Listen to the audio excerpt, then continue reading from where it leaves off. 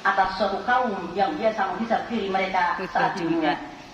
Ibnu Al-Jauzi, Sifat Asy-Syafwa, juz 1 halaman 356. Hadirin semangat jamaah Jumat rahimakumullah. Selain muhasabah atas diri, harus ada muhasabah kolektif atas seluruh komponen bangsa ini, atas kondisi negeri saat ini. Sudah benarkah arah perjalanan negeri ini? Sungguh kita miris sejak kita buka kembali lembar-lembar kejadian di tahun ini. Kemiskinan tak teratasi, apalagi ditambah musibah-musibah yang lainnya.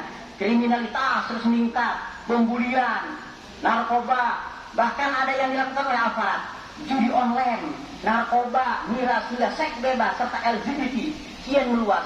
Korupsi tak henti-henti, kerusakan moral makin membrutal, para mafia di mana-mana. Ada mafia impor, mafia peradilan, hingga mafia politik. Agama pun terus dirusak. Muncul pertanyaan, mengapa semua itu terjadi dan terus-menerus melanda bangsa dan negeri ini? Padahal mayoritas negeri ini penduduknya adalah Muslim. Apa pula solusinya yang mendasar dan total?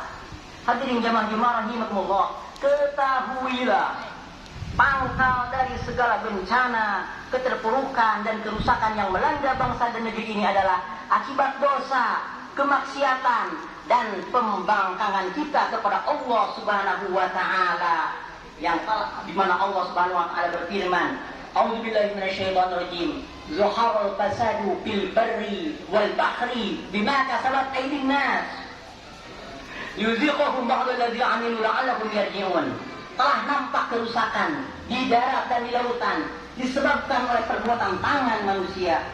Allah menghendaki agar mereka merasakan sebagian dari akibat perbuatan mereka, agar mereka kembali kepada jalan yang benar, kembali kepada Islam. Al-Quran surah Rum surah ke-30 ayat 41.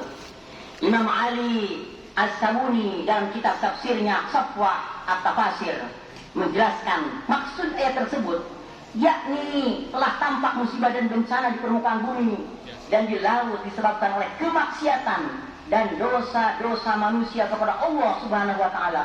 Apa itu? Pembangkangan terhadap hukum-hukum Allah Subhanahu wa taala. Bahkan syariatnya kerap distigmatisasi atau distigmatisasi negatif. Semangat dakwah untuk menegakkan agamanya justru dilabeli radikal dan dipandang sebagai ancaman Islam, agama kebanggaan kita. Terus dimoderasi agar dicabut dari akarnya yang hakiki. Kita ditakut-takuti, jangan menjadi muslim taat, tetapi diarahkan menjadi muslim yang moderat, yang dijauhkan dari nilai-nilai Islam yang sesungguhnya yang bersumber dari Quran dan Sunnah Rasulullah SAW. Hadirin jemaah-jemaah rahimahullah, Islam sudah sempurna, tidak usah untuk utak-atik kembali.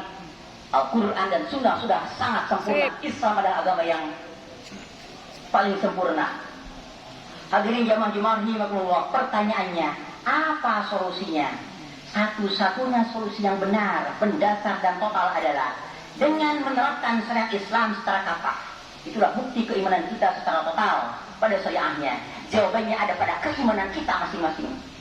Janganlah kita mengulangi kesalahan yang sama dengan tetap mempercayai sistem kehidupan selain Islam, tetap berkubang dalam sistem kehidupan selain Islam. Saatnya kita bangkit kembali dengan Islam.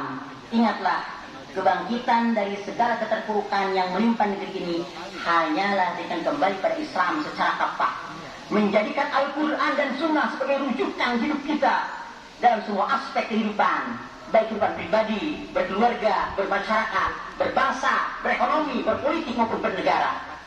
Semua itu sebagai perwujudan takwa kita kepada Allah Subhanahu wa taala. Takwa inilah yang akan menjadikan kita mendapatkan ragam keberkahan dari Allah Subhanahu wa taala. Allah Subhanahu wa taala berfirman, A'udzubillahi minasyaitonirrajim. Walau anna ahlal qura amanu wattaqau lafatahna 'alaihim barakatin minas sama'i wal ardh walakin kadzdzabu fa akhadnahum bima kanu yaksibun. Andai penduduk negeri-negeri beriman dan bertakwa, pasti kami akan membukakan bagi mereka pintu-pintu keberkahan dari langit dan bumi. Akan tetapi mereka telah mendustakan ayat-ayat kami. Karena itu kami menghukum mereka karena tindakan mereka yang melakukan itu. Quran surah Al-A'raf surah 7 ayat 96.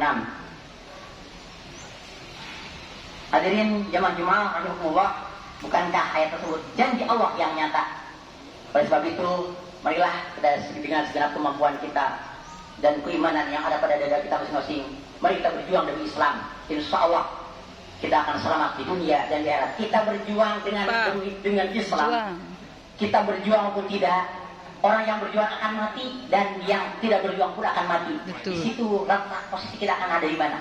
Apakah kita berada di posisi Islam, di posisi baginda Rasulullah, atau kita berada di posisi yang lainnya?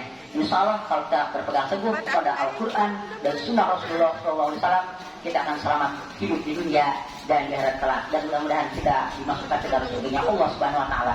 Dan insya Allah ini janji Allah, ketika gratis diterapkan di Indonesia, maka Allah akan berikan keberkahan, kesejahteraan kepada umat manusia. Itu janji Allah Subhanahu Wa Taala yang wajib kita imani.